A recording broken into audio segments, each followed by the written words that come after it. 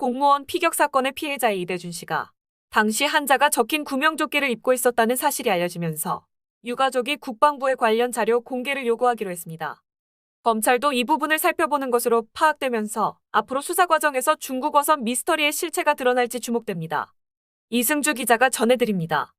유족 측을 대표한 김기훈 변호사는 20일 다음 주 국방부에 해당 중국 어선을 찾아달라고 요청할 예정이라며 국방부가 당시 해상에서 백길이 교신한 초단파 무선통신 VHF 내용을 다 갖고 있다. 거기에 나온 배 이름을 알려달라고 민원을 요청하는 것이라고 밝혔습니다. 유족 측은 국방부가 자료를 공개하면 2020년 9월 21일 피살 당시 이 씨가 한자가 적힌 구명조끼를 입은 경위 등을 파악할 수 있을 것으로 보고 있습니다. 앞서 감사원은 지난 13일 조사 결과를 발표하며 피격 당시 이 씨가 한자가 적힌 구명조끼를 입고 있었고 손에는 붕대가 감겨 있었다고 밝혔습니다. 감사원은 또 실종 시점부터 38시간 동안 군 당국이 확인한 인근 해역의 배는 중국 어선뿐이라고 명시하며 어떤 선박에 옮겨 탔던 분명한 정황이라고 분석했습니다. 유가족은 감사원의 발표가 있기 전까지 이러한 사실을 전혀 몰랐다고 합니다. 김 변호사는 어떤 배인지 알아낸다면 이를 통해 당시 피격 직전의 상황에 대해 추가적인 정보를 얻을 수 있을 것이라고 말했습니다. 검찰도 감사원에서 자료를 받는 대로 사건 당일 중국 어선과 이 씨 행적의 관련성, 월북 의혹과의 관계 여부 등을 구체적으로 살펴볼 예정입니다. 검찰 관계자는 이날 현재 단계는 감사원에서 수사 요청서를 받은 것이고 실제 기록은 아직 전달받지 못했다면서 정확하게 감사원 감사 결과와 검찰 수사 결과가 일치하느냐는 검토를 해봐야 안다고 말했습니다. 검찰은 13일 유족 측을 조사하는 과정에서도 이에 대해 질문한 것으로 알려졌습니다. 한편 정의당 김종대 전 의원은 이날 한 유튜브 채널에 출연해 서해 피격 사건 당일 국방정보본부장이 정보본부 회식에서 만취해 있었다며 장관이 23일 새벽에 열린 국가안전보장회 상임위 회의로 갈 때 서해 사건을 모르고 있었다고 주장했습니다. 이상 이승주가 전해드렸습니다.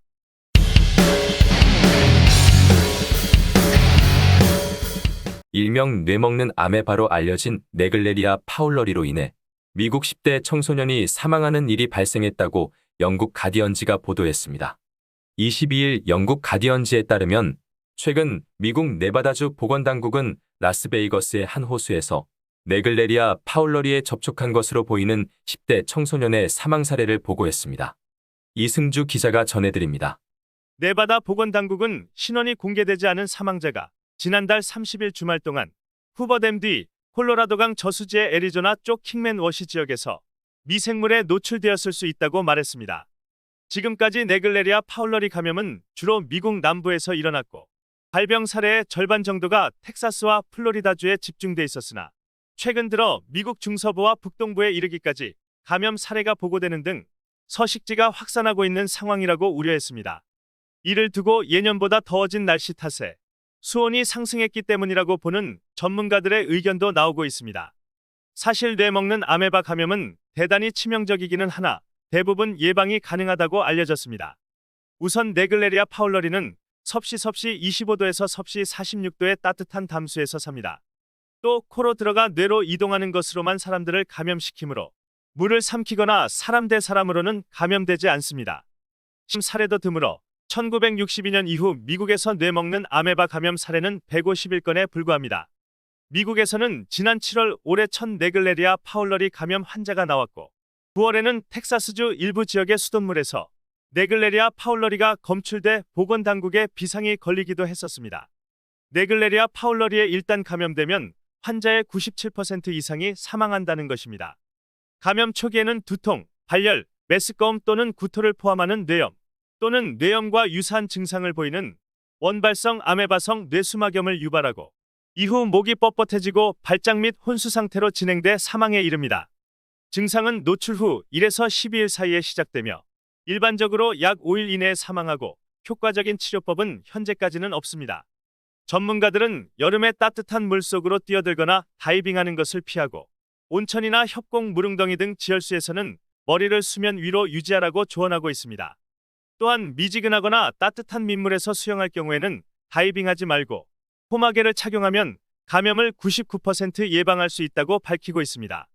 이승 KUMC TV 뉴스입니다. 이승주였습니다.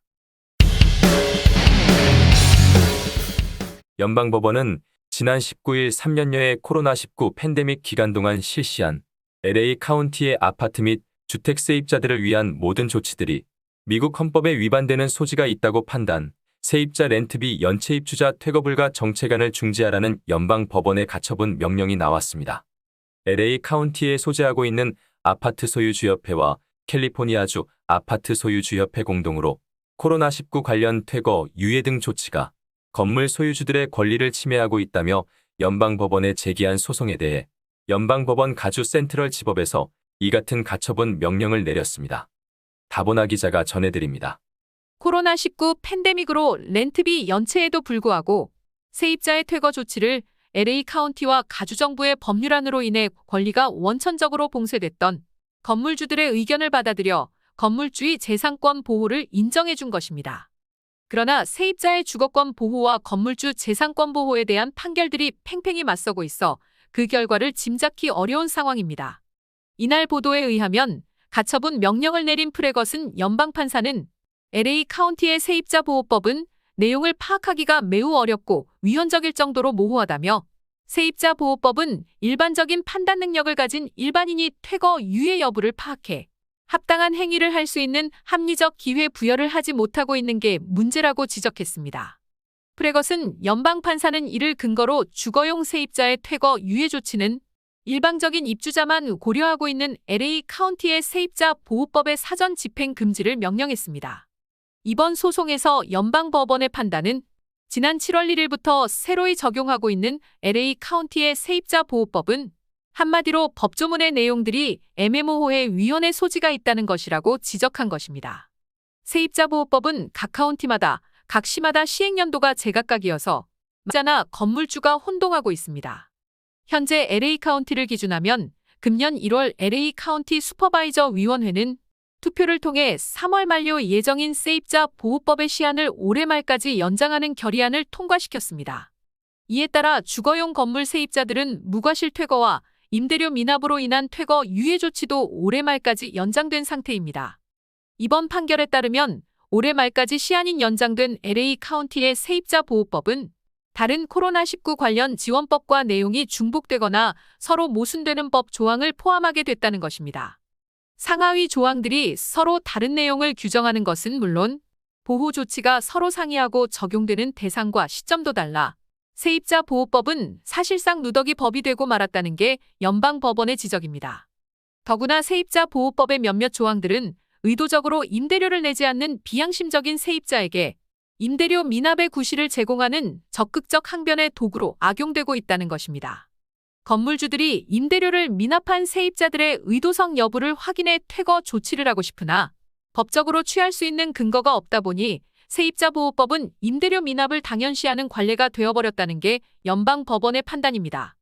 따라서 이번 판결로 인해 LA 카운티 지역에서 퇴거 유예 조치가 효력을 잃게 되면 퇴거 소송을 통해 그동안 받지 못한 임대료 회수에 나서면서 재산권을 행사할 수 있습니다.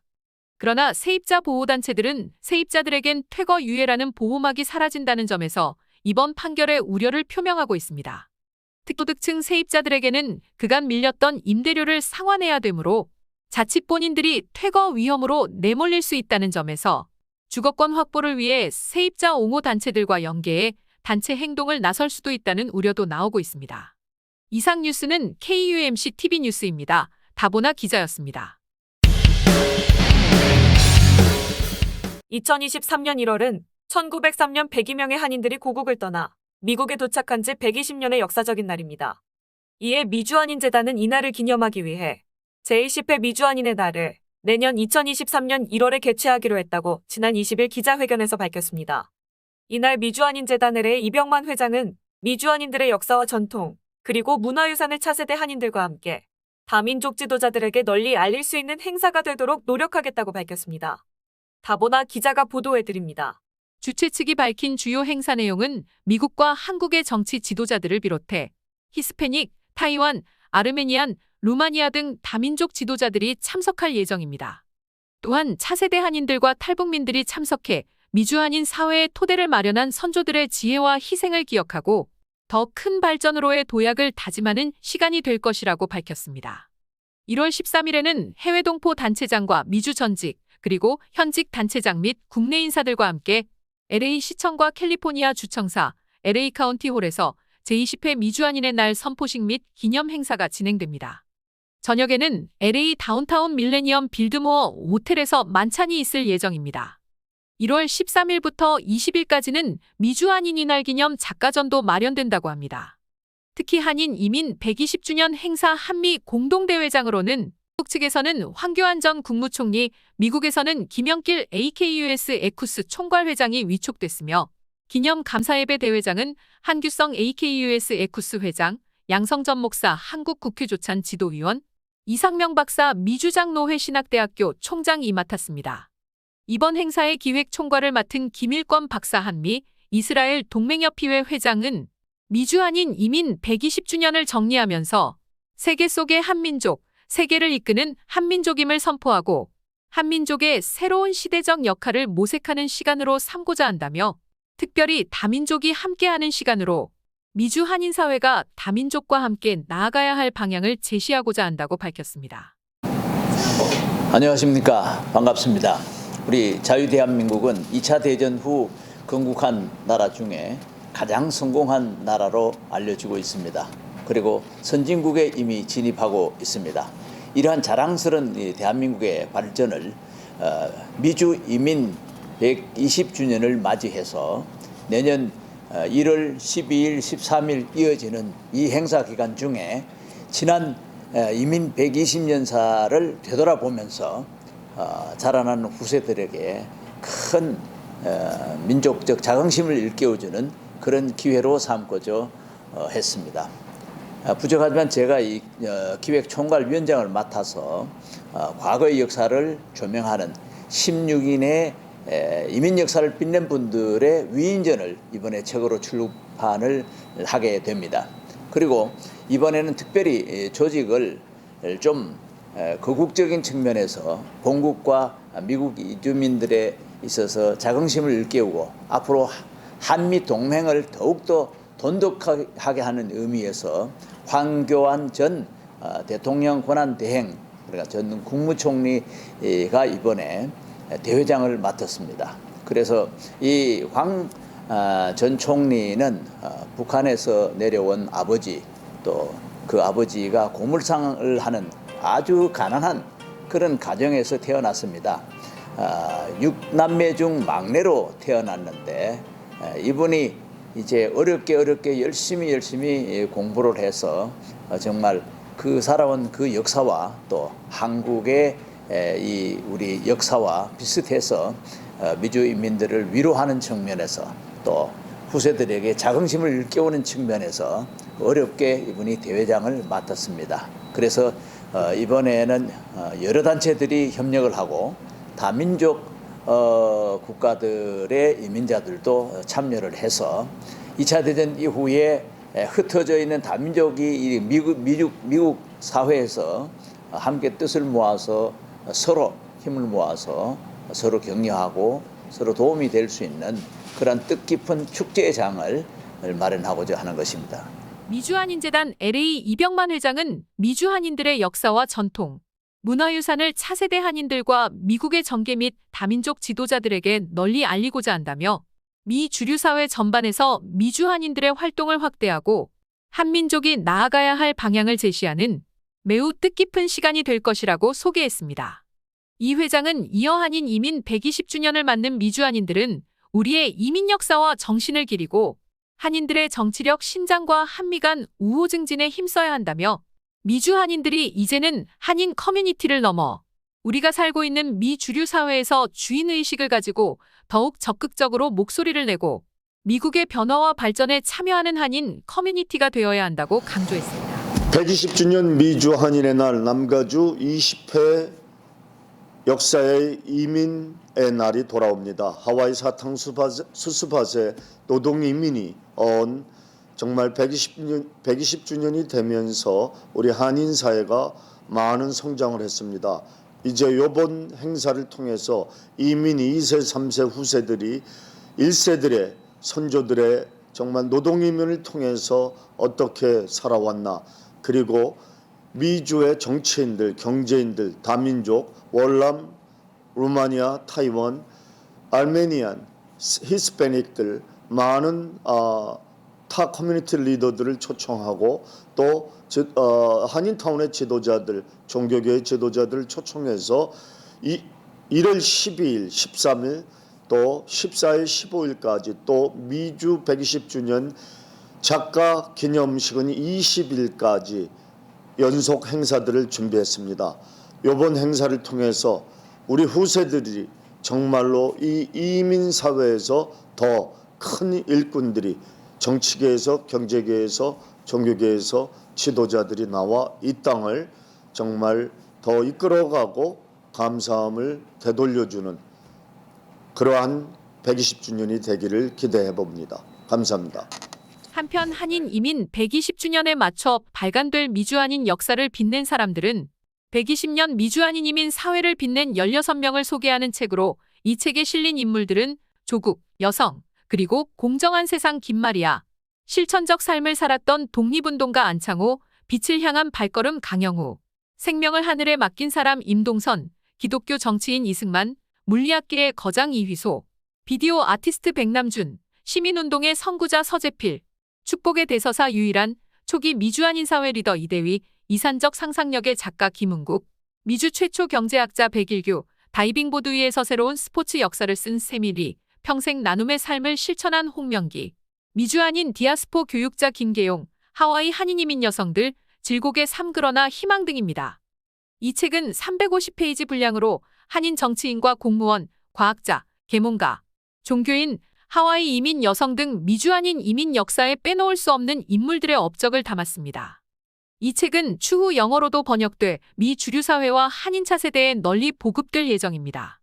이번 기념도서 출간을 담당한 미주장신대 이상명 총장은 미주 지역에서 활동하다 타계한 인물 가운데 미주한인 사회와 한국을 넘어 미국과 세계에 공헌한 한인 16인을 선별, 그들의 생애와 업적을 조명하고 한인 이민사를 회고하고자 책을 출간하게 됐다며 그의 위상을 더 높여준 16인의 생애를 돌아보며 한인 사회의 미래를 그리고 그들의 업적을 후세대에 전하고자 한다고 출간 목적을 밝혔습니다. 이상명 총장은 이어 책에 소개되는 우리의 조상들은 전 세계 어디에 내놓아도 부끄럽지 않을 우리의 롤 모델과 같은 분들이라며 한인 사회를 비롯해 미국을 위해 헌신했던 분들을 기억하는 뜻깊은 작품이 될 것이라고 소감을 밝혔습니다. 이상 뉴스라면 KUMC TV 뉴스입니다. 다보나 기자였습니다. 미주 내의 명실공히 한인 방송으로 성장하고 있는 방송. KUMC TV는 교민사회와 성장하기를 바라는 방송입니다. 그동안 많은 시행을 거쳐 오늘과 같이 발전하게 해주신 교민사회의 성원에 보답하기 위해 한인사회 단체 및 각 업체들의 업체 소식 그리고 각 회원단체들의 모임들을 미주교민들에게 공지하는 시간을 가지려 합니다. 또 단체들의 모임 등을 동영상 혹은 스틸사진 삽입 등으로 더욱 모임을 빛나게 해드립니다. 단, 행사 개최일부터 일주일 전에 연락해 주시면 됩니다. 또한 인력난에 힘드신 업주 사장님들과 자기 적성에 맞는 직장을 찾는 교민들을 위하여 구인, 구직 코너를 신설했습니다. 많이 이용하셔서 발전 있는 회원 간의 연락과 단체가 되시기 바랍니다. 연락처는 화면을 참고하시면 됩니다. 감사합니다.